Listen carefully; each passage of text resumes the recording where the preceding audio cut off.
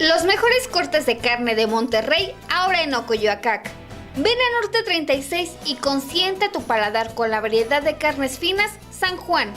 Cortes de calidad, carne 100% nacional y un sabor único. Así es el asado regio de tradición. En este mes patrio las bebidas están al 3x2. No te quedes sin disfrutar de esta promoción.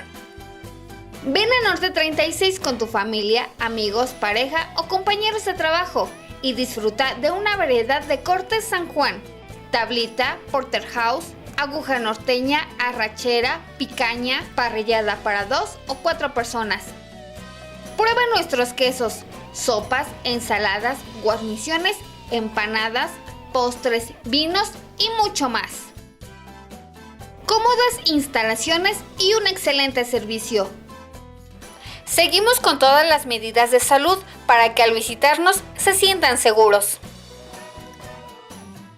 Horarios de martes a viernes de 11 a.m. a 8 p.m. Sábados y domingos de 10 a.m. a 8 p.m. Visítanos en la carretera Toluca, México, kilómetro 36, en La Marquesa, Ocoyoacac, o haz tu pedido al 72 28 62 87 76. Bienvenidos a Norte 36. Asados de tradición y carnes finas, San Juan. Pues bienvenidos otra vez a su programa La Taberna Filosófica. Estamos aquí en La Muerte Chiquita disfrutando de unas ricas carnes asadas. Yo soy Orlando Tamés y... Yo soy Adolfo Pérez y estamos esta ocasión con la doctora Cintia Ortega y la doctora Mara Bacarlet. Vamos a hablar sobre el libro de Cintia Ortega, que es la transculturación en las imágenes del exilio uruguayo, un estudio sobre el cártel de Carlos Palleiro. Pues bienvenidas doctoras por estar aquí con nosotras, muchas gracias por venir. Muchas gracias por la invitación. Pues bueno, venimos ahora a presentar el libro de la doctora Ortega. que se presentó en la FILEM, ¿no? Lo presentaron las dos en la FILEM y pues con toda confianza este es el espacio de la taberna filosófica, pues para hacer un diálogo. La carne asada pues es como un pretexto nada más como para sentarnos a platicar, a tomar cerveza, y es algo más relajado, no tan serio ni tan cuadrado el asunto. Pues bien, entonces puede platicarnos un poco de este libro, doctora. ¿De qué trata su libro? A ver, cuéntenos bien. Bueno, es un libro que aborda varios temas. El primero es la producción artística de Carlos Palleiro, que es un uruguayo exiliado, cuya producción comienza en Montevideo desde los años 60. Y pues él sufre un exilio, un proceso exiliar como varios países latinoamericanos de ese entonces, ¿no? Brasil, Bolivia, Argentina, y llega a México en el 76. El primer acercamiento que yo tengo con él es en los libros de texto gratuitos. En la primaria me llamaron mucho la atención los dibujos que eran como tan intensos, ¿no? Potentes, sin color, y le fui siguiendo la pista y descubrí que tuvo una historia como muy interesante y que en su producción artística se gestó un proceso transcultural. Entonces eso es a grandes rasgos el contenido del libro. Y en el libro precisamente lo que suena mucho, bueno, eso también lo comentábamos en la presentación de la FILEM. De hecho, bueno, agradezco otra vez que esta oportunidad de volver a presentar el libro. Y en esa primera presentación comentamos algo sobre lo que yo quisiera profundizar un poco más, que es la cuestión del exilio. Es decir, es un tema clave en todo el libro. ¿Y cómo logras unir? Pues eso sería, digamos, una de las preguntas. ¿Cómo logras unir o qué relación encuentras o qué efectos tuvo el exilio en su producción como diseñador gráfico y como artista? Bueno, el proceso del exilio fue uno muy complicado en Uruguay, ¿no? Como en Argentina.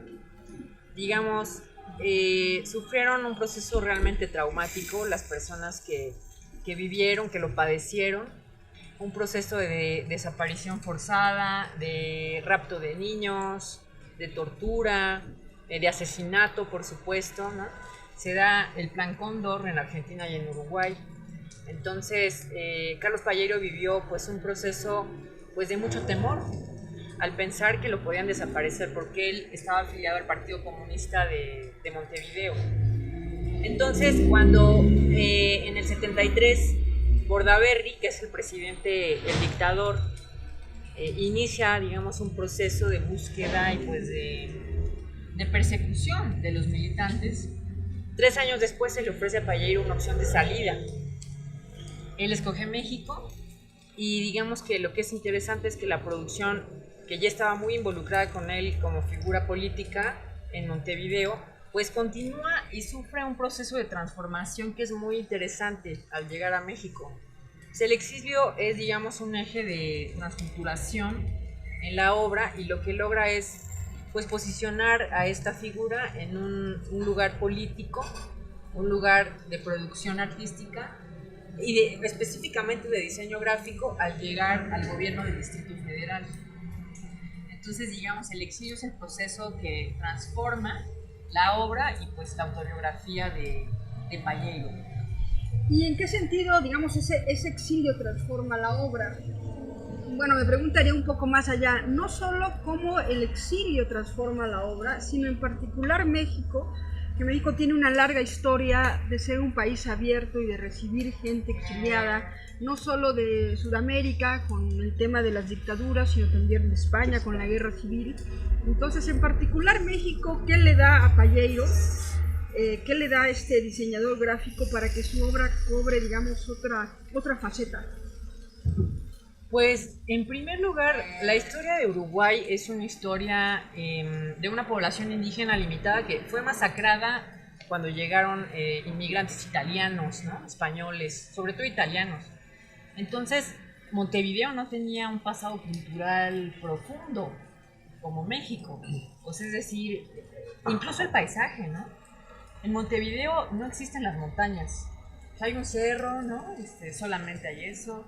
Y culturalmente es un lugar que no tiene un pasado milenario como México. Entonces, los uruguayos que llegaron aquí recibidos, pues vivieron un choque cultural desde el inicio porque no solamente la cantidad de color, ¿no? Los símbolos que había aquí en México, la activa participación cultural del país, pero digamos comparten eso, ¿no? Un choque cultural, porque hice varias entrevistas que están en el libro de artistas y agentes culturales y todos coinciden en que el choque fue muy fuerte. O sea, es decir, como la aceleración, la transmisión cultural era muy intensa y no tenía que ver con una menor en Montevideo. Entonces Pallero empieza a ver una paleta de color completamente diferente, ¿no? Simbología, un acercamiento a la muerte distinto, una activación social que también fue diferente.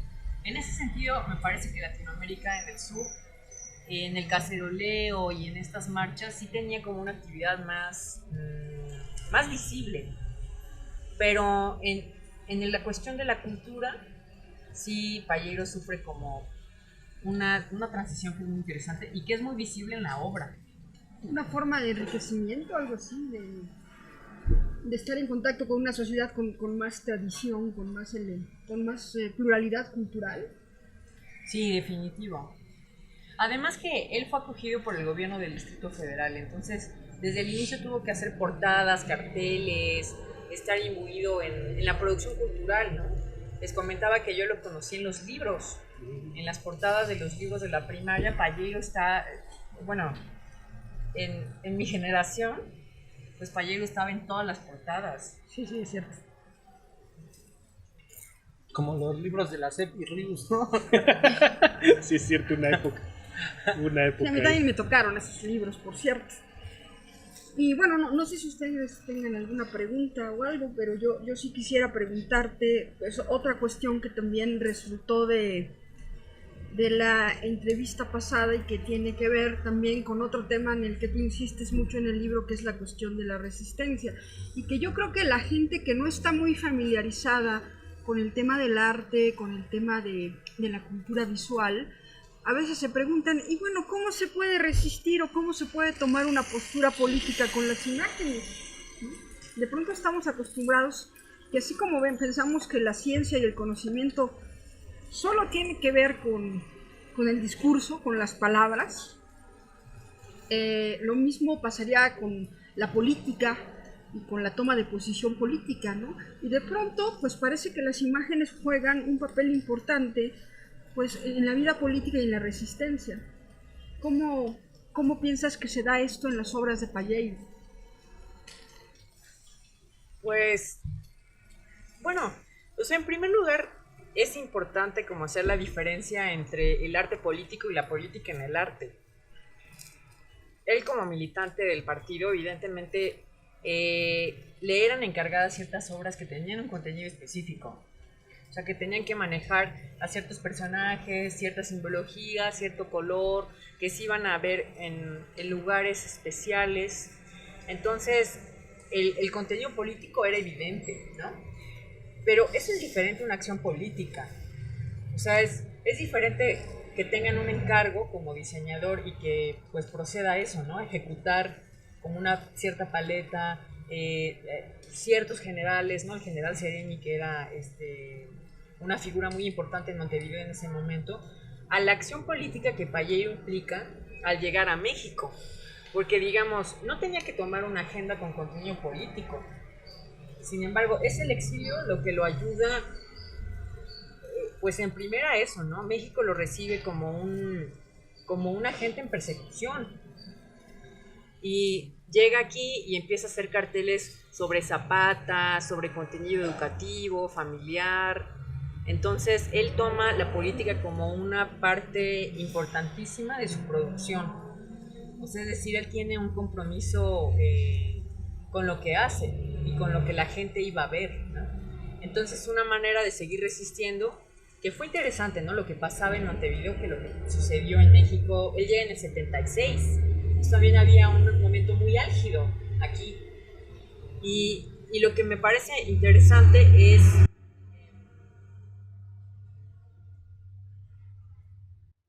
la forma pública de la producción.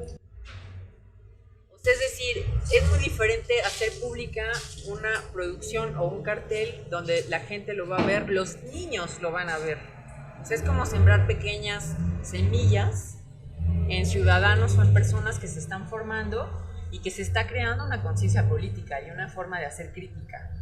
Yo tengo una pregunta. ¿Cómo Palleiro viene del exilio por persecución de su gobierno y llega a otro gobierno, dice, de la Ciudad de México?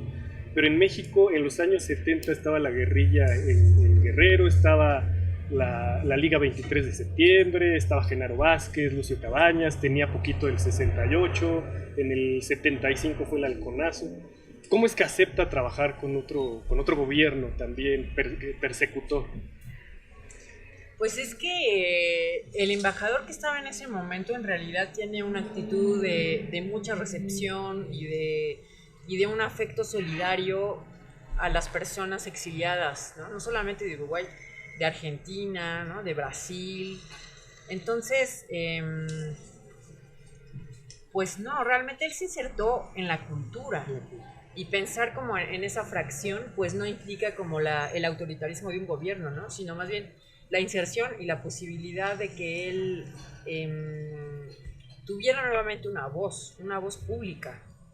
Entonces él es acogido por un grupo cultural súper grande, de escritores, de gente de música. Y plural, ¿no? A pesar de todo, plural. Exactamente. Porque finalmente en México, bueno, recordemos la famosa frase de Vargas Llosa, ¿no? La dictadura perfecta. Pues sin duda ha habido un gobierno autoritario por mucho tiempo en México, sobre todo en el caso del PRI, y eso no fue en contra de una apertura hacia afuera, una apertura diplomática internacional, pues bastante abierta, ¿no? Respecto a, decía yo, España y otros países latinoamericanos.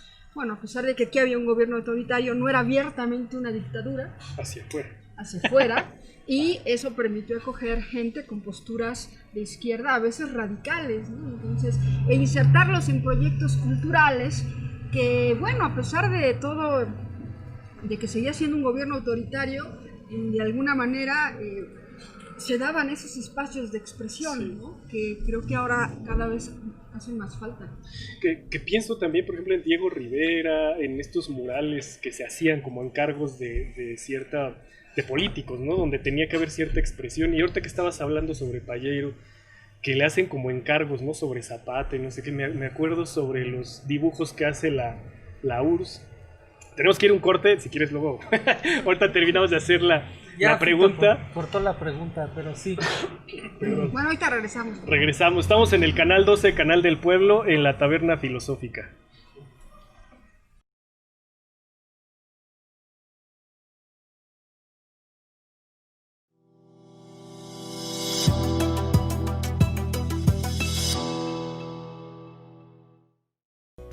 Hola, ¿qué tal? Soy la doctora Norma Gutiérrez Baltasar, soy médico especialista en medicina familiar y especialista en diabetes.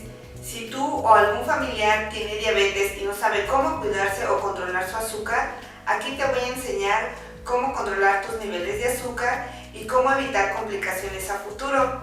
Ven, visítame, te voy a revisar y te voy a dar un plan ideal para tu cuidado.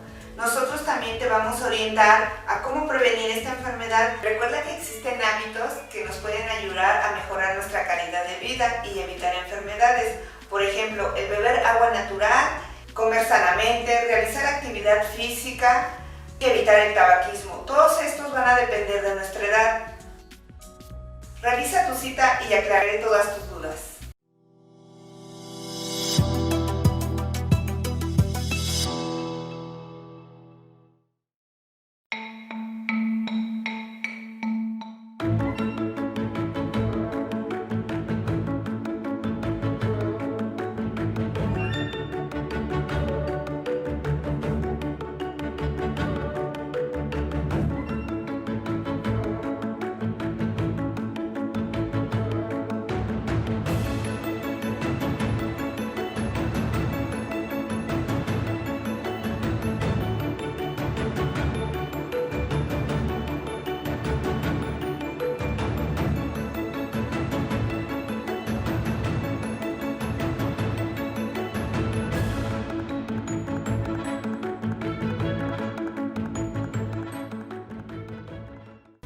Frente a la emergencia sanitaria que estamos viviendo por el coronavirus, en Telecable seguimos trabajando con las medidas de higiene adecuadas para que al visitar nuestra oficina te sientas seguro.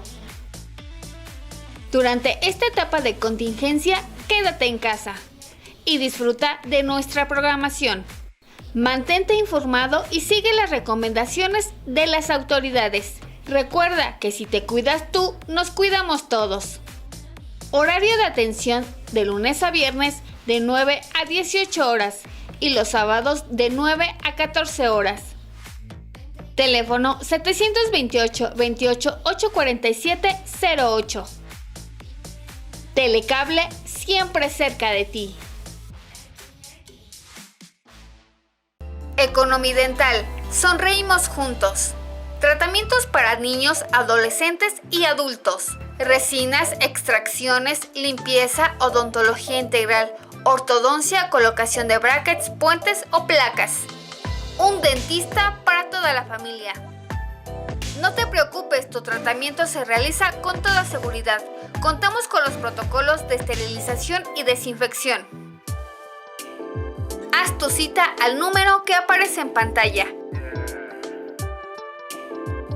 Visítenos en el Embovedado del Río, sin número, en el edificio blanco, planta alta, local 1, en el centro de Coyoacac. Economidental, sonreímos juntos.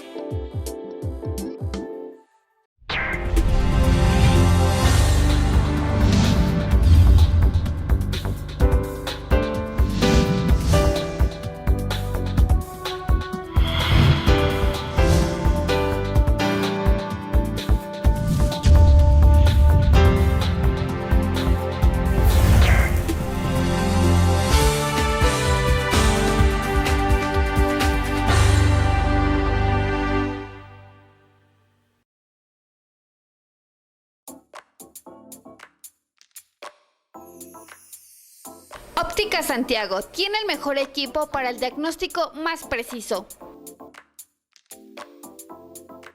refractor, lensómetro digital y autorrefractor. Son equipos a la vanguardia y actualizados. Lentes de las mejores marcas a nivel mundial. Adaptación a todo tipo de lentes. Atendidos por el Dr. Nicolás García Estrada, que cuenta con más de 50 años de experiencia. Pago en efectivo y transferencia. Haz tu cita al 713-1352-810. O visítanos en la calle Hermenegildo Galeana 301D, en el centro de Santiago Teanquistenco. Óptica Santiago no tiene sucursales.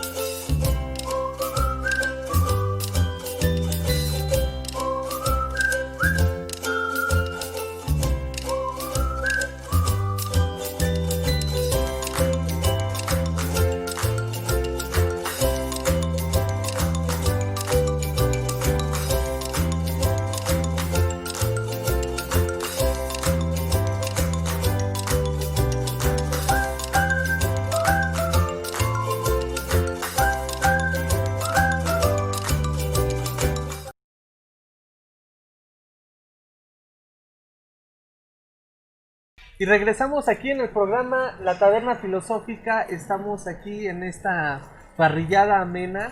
Y bueno, seguimos comentando el libro de la doctora Cintia Ortega. Y bueno, Fito estaba en medio de una pregunta. Sí, te iba a hacer una pregunta sobre la cuestión política, ¿no? De cómo estas ilustraciones por encargo que hacían, por ejemplo, el gobierno ruso, donde usaban precisamente lo que decía es una paleta de colores, siempre eran como de mucho orgullo, ¿no? Para transmitir orgullo al régimen comunista, que después en México también se encargaron otros artistas de hacerlo, ¿no? Él hace estas cosas, Palleiro hace estos encargos aquí, o sea, con esa tendencia política, de militancia, de invitar a la gente a... O sea, lejos de lo que estábamos viendo en los libros, ¿no? Sino más con las cuestiones políticas, de invitar a que alguien participe en la vida pública, ¿no? O política. Como ahora hay ciertos gobiernos que invitan a hacer algo así. Bueno, no, yo creo que no, porque justo como que la tradición en México era que los muralistas, lo que mencionabas hace un momento, ellos eran artistas que trabajaban, estaban como empleados del Estado. O sea, digamos, la autonomía y la independencia de Rivera, de Orozco, ¿no? Digamos, era súper cuestionada, como en términos de que ellos no pintaban lo que querían, sino hacían exactamente lo que se les decía, ¿no? No fue un movimiento tan contestatario como se piensa popularmente. Y el trato hacia los artistas mexicanos tenía un corte diferente a los extranjeros, a los artistas extranjeros que llegaban.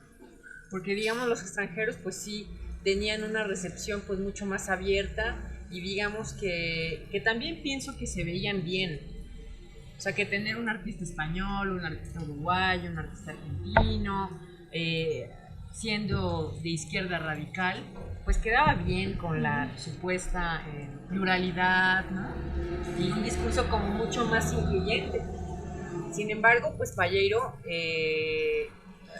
yo creo que también tenía una mano como en el cuaderno y una mano atada, en el sentido de que si bien siguió como un curso político la obra y tuvo un compromiso con la familia, con la educación, digamos, también trabajaba para el Distrito Federal y para diferentes imprentas. O sea, él tampoco podía ser demasiado visible, porque hay un artículo en la Constitución que regresa y deporta. 33. El artículo 33 regresa y deporta permanentemente a los inmigrantes que hagan, sí, una vida política enardecida, ¿no? Ajá.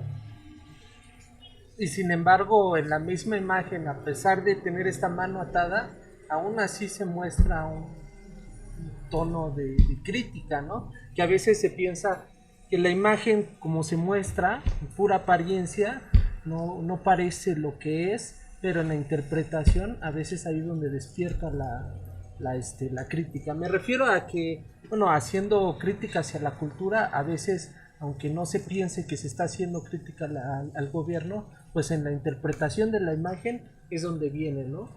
A veces cuestiones como cuestiones que están dentro de las raíces del mexicano, del uruguayo, que no puede ser interpretado más que nosotros en nuestra misma cultura lo entendemos y a lo mejor los demás no lo entienden, ¿no? Y a través de esa cultura radical que está dentro de nosotros podemos hacer esa interpretación y es como un chanfle, ¿no? Digamos, se hace una imagen donde parece no ser crítica, pero el espectador sabe que profundamente está diciendo algo que no se ve, pero que lo sabemos porque está en nuestras raíces, ¿no? Sí, la cultura siempre ha sido un espacio de contestación. O sea, y como dices, como la circulación era pública, pues no sabemos en realidad cuando los niños vieron al Zapata cabalgando, ¿no? Obviamente, Payero diseñó todo lo de la cabalgata zapatista. Entonces, cuando la gente, pues no academizada, ¿no? O no ilustrada, ¿no? Como en esta separación falsa de alta cultura y baja cultura, veía el cartel o los niños decían, bueno, es que ¿quién va a venir, no? Ese Zapata, ¿quién fue? ¿Qué hizo? ¿Qué quería? Y de alguna manera tienes razón, en esa circulación de imagen, pues uno se pregunta y la gente se pregunta cosas insospechadas.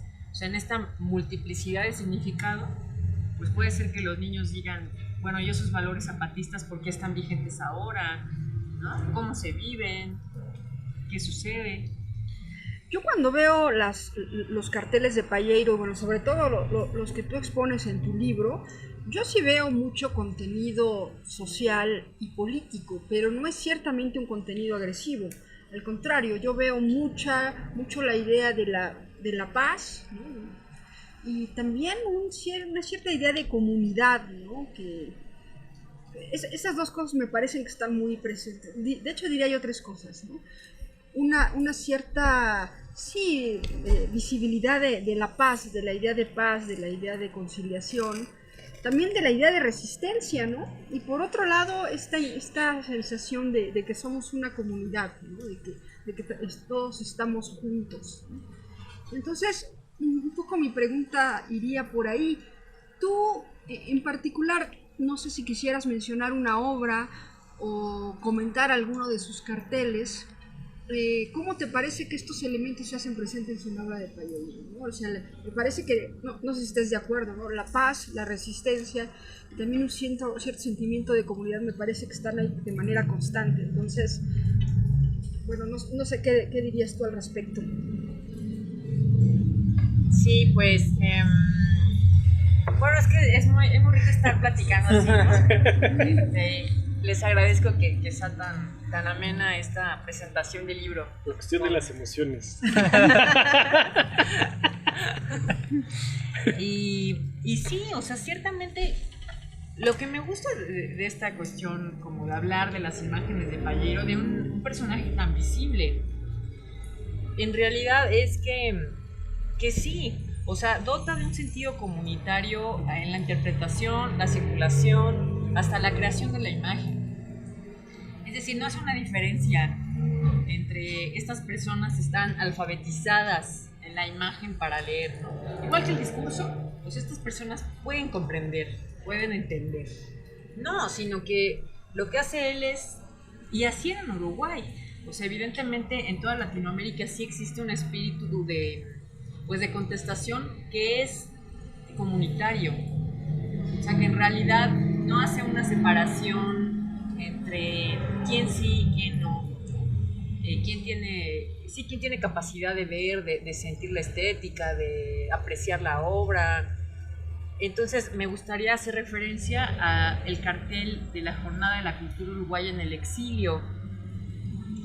Este es un cartel que presenta un puño izquierdista unido con una paloma. Entonces, digamos, podemos ver en el cartel que es un símbolo súper poderoso vemos el puño de izquierda y la cabeza de la paloma con sus alas atadas, ¿no? Me parece un símbolo que él crea que es de los más poderosos.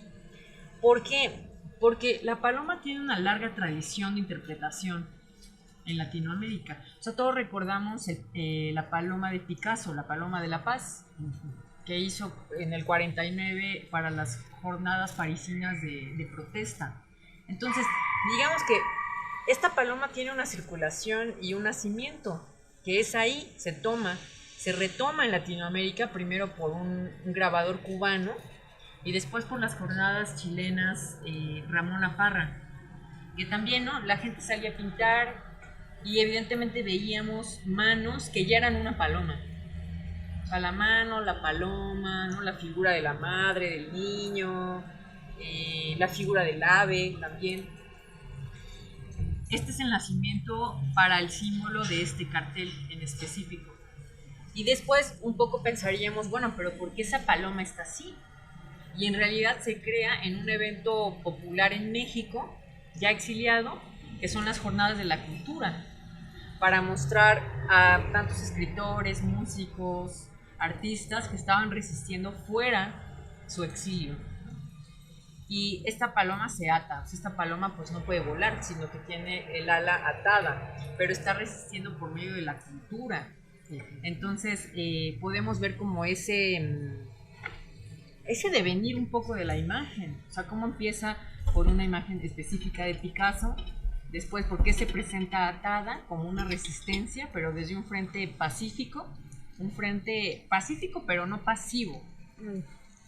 O sea, culturalmente, pues la activación que da la cultura es una que nos deja pensar, que nos deja ser críticos, que nos deja acercarnos a las personas, y pienso que esa obra es muy, muy interesante en Palleiro. Y supongo que habrá otras que también retoman la misma imagen. Bueno, a mí me surge una pregunta. ¿Una imagen se suscribe en un discurso ya existente, o puede una imagen crear un discurso?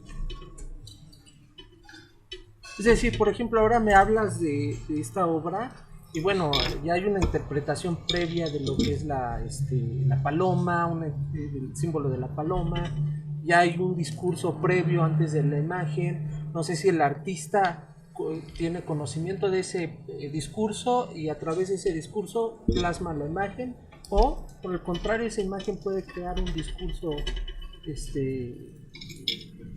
crítico a partir de la imagen. Pues es que son las dos cosas, ¿no? O sea, pienso que los creadores de imágenes, pues evidentemente parten de un mundo, un cúmulo, un bagaje, ¿no?, en la cultura, en el imaginario, y que partiendo de ese lenguaje que pareciera tan cerrado, uno de los poderes que tiene la imagen es justamente crear discursos, no sé si nuevos, pero novedosos, ¿no?, que ponen en relación diferentes imágenes y que evidentemente eso potencia como diferentes lecturas. Entonces, digamos, partimos como de un lenguaje que pareciera más o menos sintáctico, completo, objetivo, pero eso en el discurso. Sin embargo, en la imagen, con esta polisemia infinita que tiene, no solamente como al verla, sino al poner juntas diferentes imágenes, ¿no?, la lectura de una imagen, el orden de una imagen, o sea, el montaje, poner una imagen como fragmento, implicaría una diversidad muy rica y muy amplia de creación de discursos novedosos. No sé si nuevos, pero novedosos. Nuevas formas de ordenación del discurso que mencionas. O diferentes. Lo pregunto entonces, ¿sería la imagen más abierta que el discurso? Sí, yo sobre todo pensaría en lo que acabas de decir, en el concepto de montaje, ¿no?, que es algo que trabaja mucho Lili Uberman, y diría, bueno, es que las imágenes nos pueden hacer pensar, y nos pueden hacer pensar porque nos abren a una posibilidad de pensamiento no lineal, ¿no?, fuera de una lógica lineal y sistemática, porque en el discurso yo tengo que seguir un orden en las palabras, un orden en los enunciados.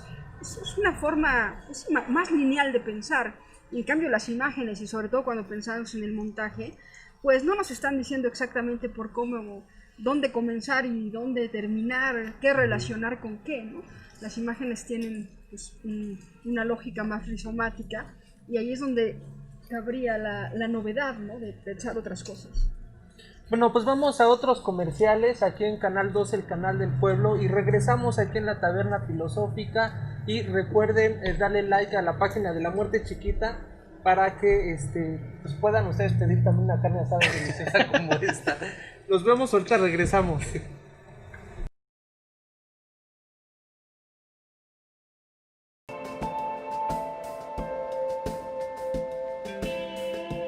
Bienvenidos a Cuidatit. Somos un equipo de 7 especialistas certificados. Nuestra filosofía es realizar tratamientos completos. Aquí conocerás el estado de salud de tu boca. Te diremos cuál es la mejor solución y damos seguimiento al tratamiento con citas. En Cuidatit contamos con las mejores instalaciones, comodidad, calidad y las mejores opciones para tu tratamiento. Somos una clínica especializada en bebés, niños y adolescentes, pacientes con enfermedades sistémicas, pacientes con síndromes y realizamos tratamientos de ortodoncia. Tu visita será agradable, conoce las promociones que tenemos para ti. Tu felicidad es nuestro compromiso y lo hacemos por la alegría de verte sonreír. Cuidatit, especialistas dentales.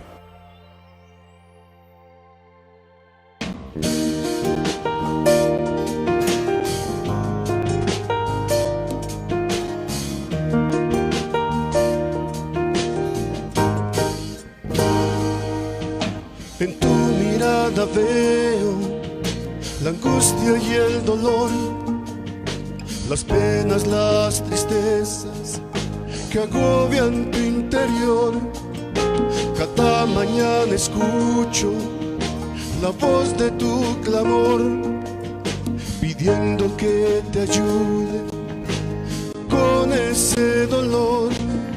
En tu caminar observo que ya cansado estás.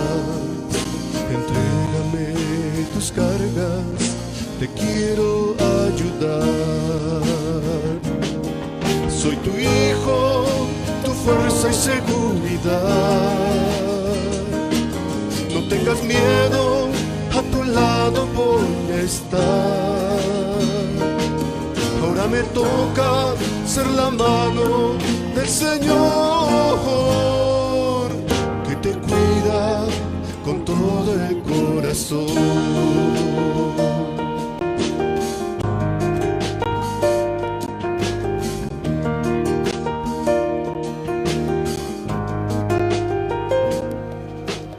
Queridos hermanos, hagámoslo fácil. Si aún tienes a papá y a mamá contigo, cuando puedas, cuando tengas la oportunidad, regálales un abrazo, dales un beso y diles un te quiero. Y si papá y mamá ya partieron, mira, ármate de valor y desde acá, desde tu corazón, dales gracias, gracias, gracias por todo lo que hicieron por ti. Dales un aplauso desde ahí donde estás. ¡Ánimo! Las fuerzas se te han ido y ya no puedes más. Ahora necesitas de todos los demás. En tu caminar observo que ya cansado estás. Entrégame tus cargas, te quiero ayudar. Soy tu hijo, tu fuerza y seguridad. No tengas miedo, a tu lado voy a estar. Ahora me toca ser la mano del Señor, que te cuida con todo el corazón. Soy tu hijo, tu fuerza y seguridad. No tengas miedo, a tu lado voy a estar. Ahora me toca ser la mano del Señor, que te cuida con todo el corazón, que te cuida con todo el corazón, que te cuida.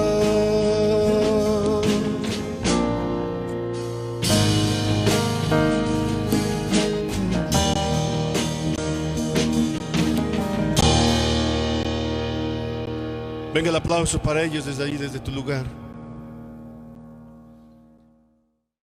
En Telecable estamos orgullosos de todos y todas ustedes, miembros importantes de este equipo, por su trabajo, compromiso y unidad.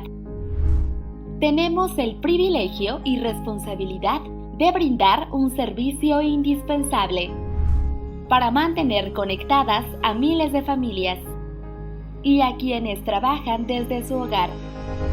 Hoy más que nunca, nuestra comunidad depende de nosotros. Por lo tanto, nuestro trabajo debe ser de excelencia.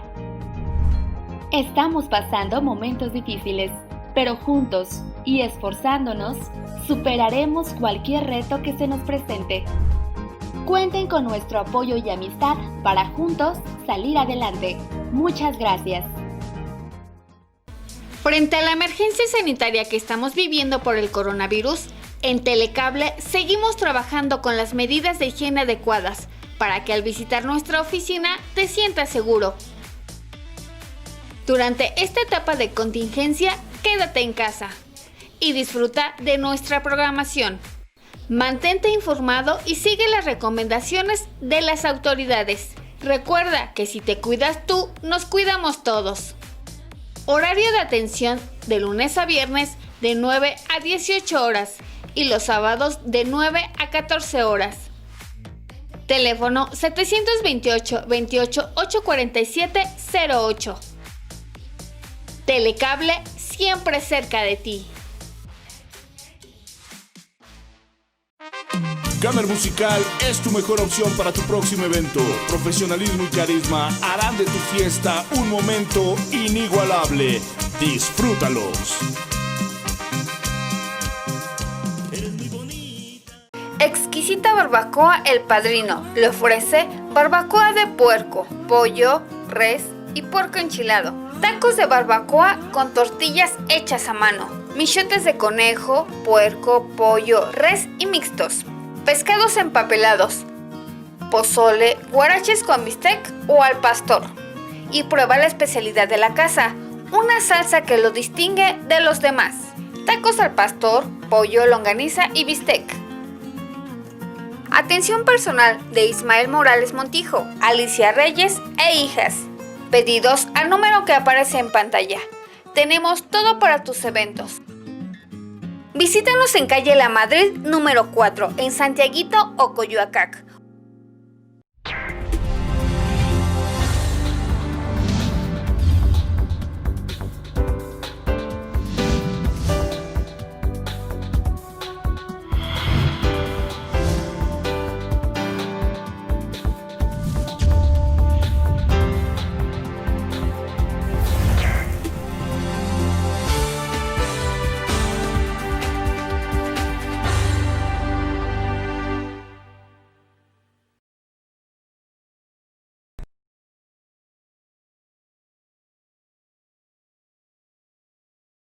Bueno, regresamos aquí a su programa, La Taberna Filosófica. Estamos platicando aquí con las doctoras, presentando el libro de la doctora Cintia Ortega.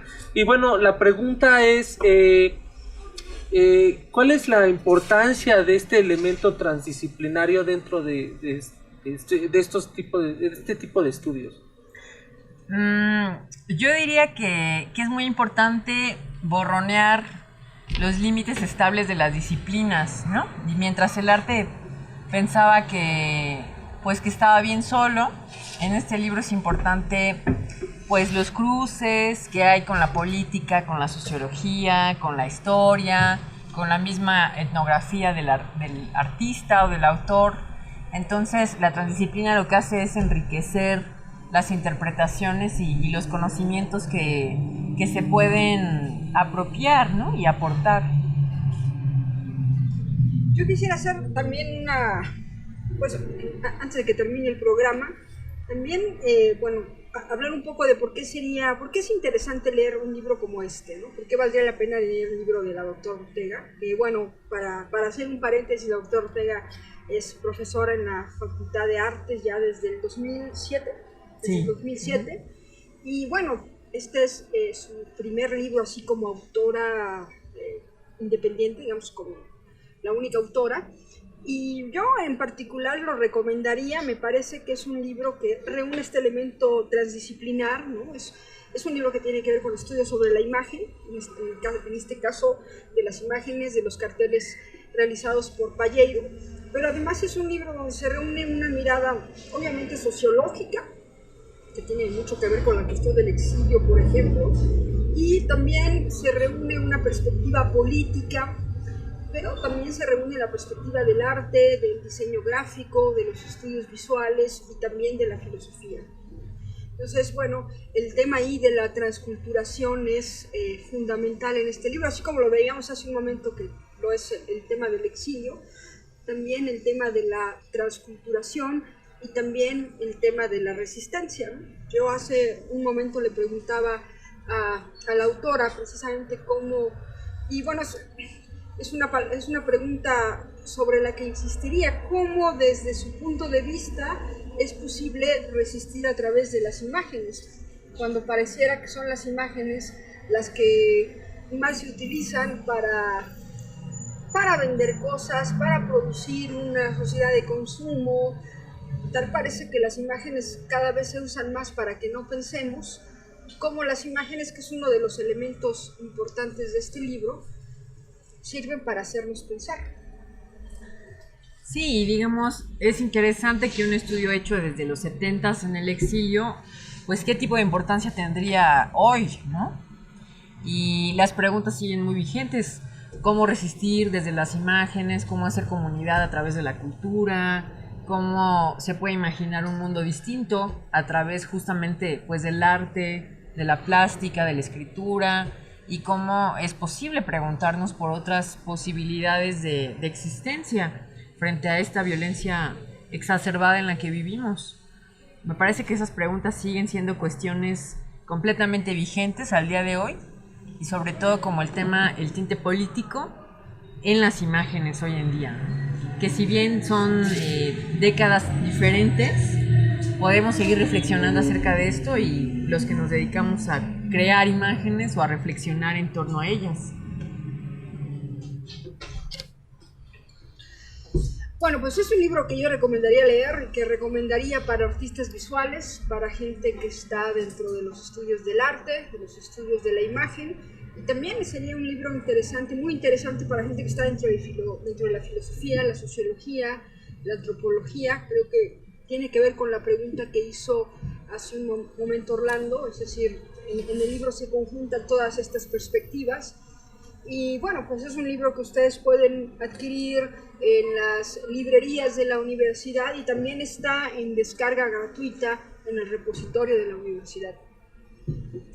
¿Por qué sería importante o cuál es el sentido que tiene el estudio de Carlos Palleiro, perdón? O sea, ¿por qué crees que es importante rescatar a Carlos Palleiro hoy en día? Porque yo iría por la intención. O sea, es una pregunta sobre la intención de la creación. Es decir, como Mara dice, ¿no? Es decir, ahora que las imágenes se utilizan pues más para divertirse o como propaganda, pues evidentemente la vida de las imágenes tiene una profundidad más amplia cuando están vinculadas a una intencionalidad de crítica, o sea, de crítica frente a la cultura. Y Palleiro es un ejemplo de un diseñador que se comprometió, que tuvo un curso político en su creación y él mismo.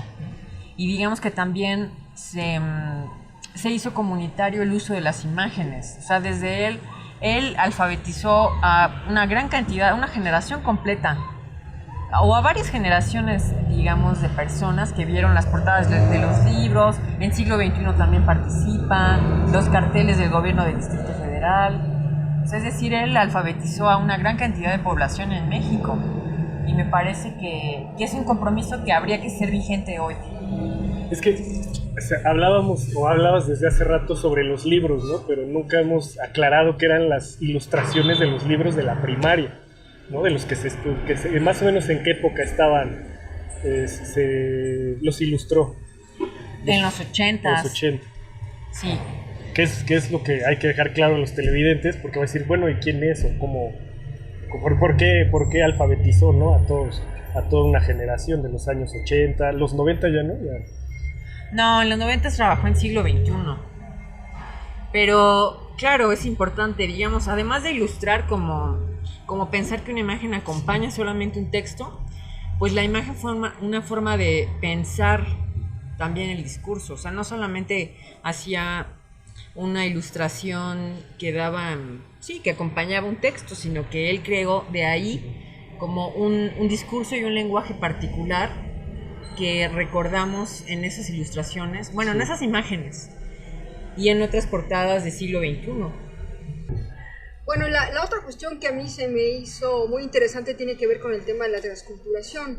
Es decir, pareciera que no son tan distintas la cultura uruguaya de la mexicana, ¿no? De pronto cuando uno lee tu libro dice uno, ¿de verdad hubo un verdadero proceso de transculturación frente a un latinoamericano que viene de Uruguay y se inserta en la cultura mexicana?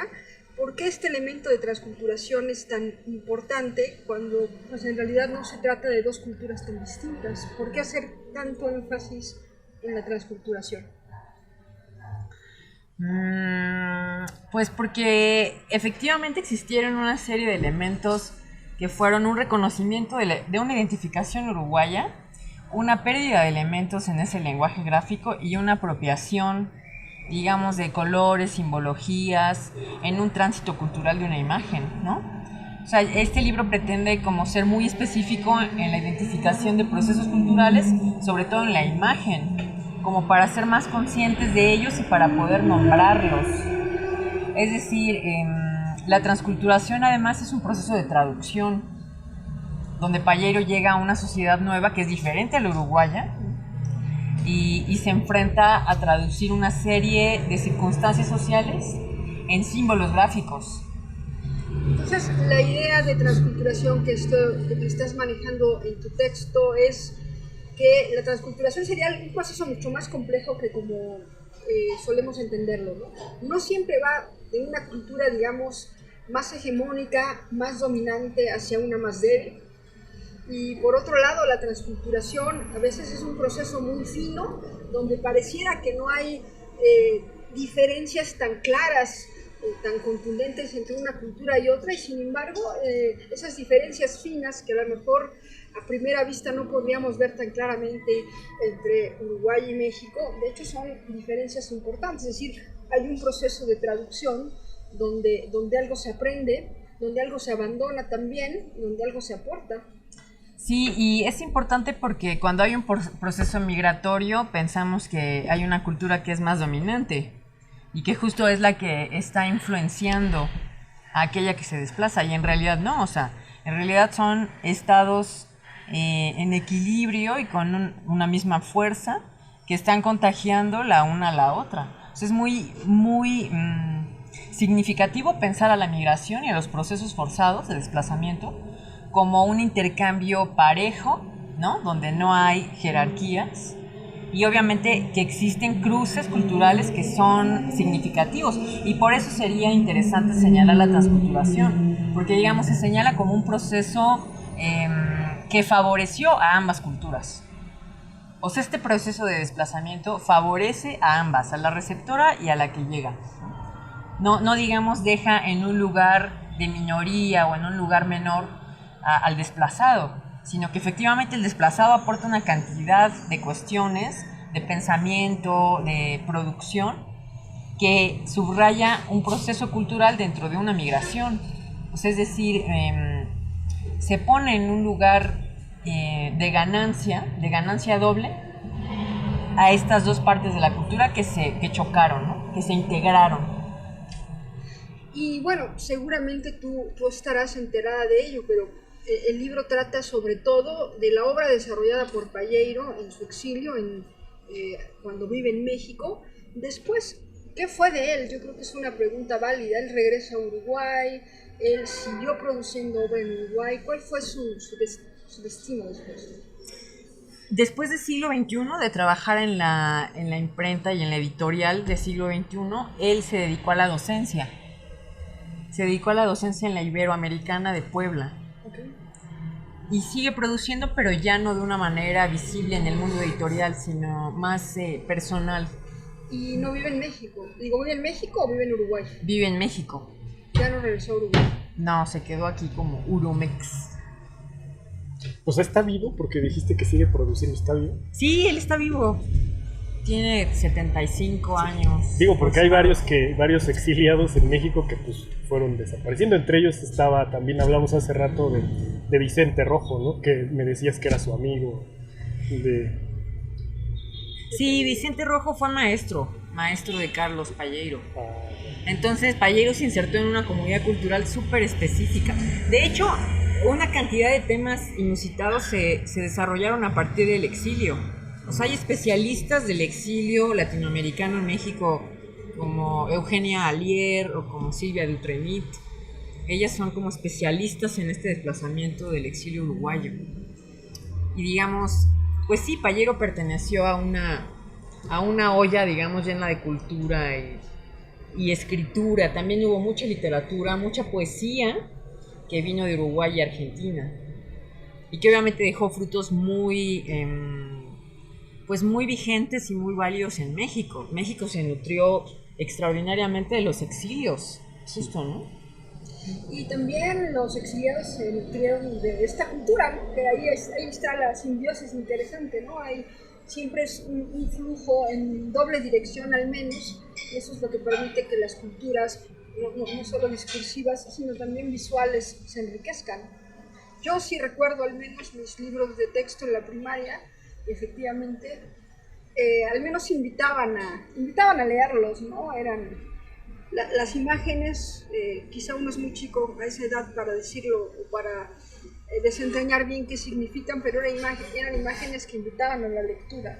O a la imaginación. Yo me acuerdo de las ilustraciones de Payeyro, o sea, haciendo memoria, y de repente me ponía así como a imaginar, porque veía como tantas rayas, unos colores, a veces se veían opacos, no sé, al menos en los textos, pero eran como que te invitaban a imaginar. A mí me pasaba, ¿no? Como a imaginar qué era lo que estaba ahí, de repente una figura medio extraña, porque no era como pues, el clásico dibujo todo lisito o bien hecho, ¿no?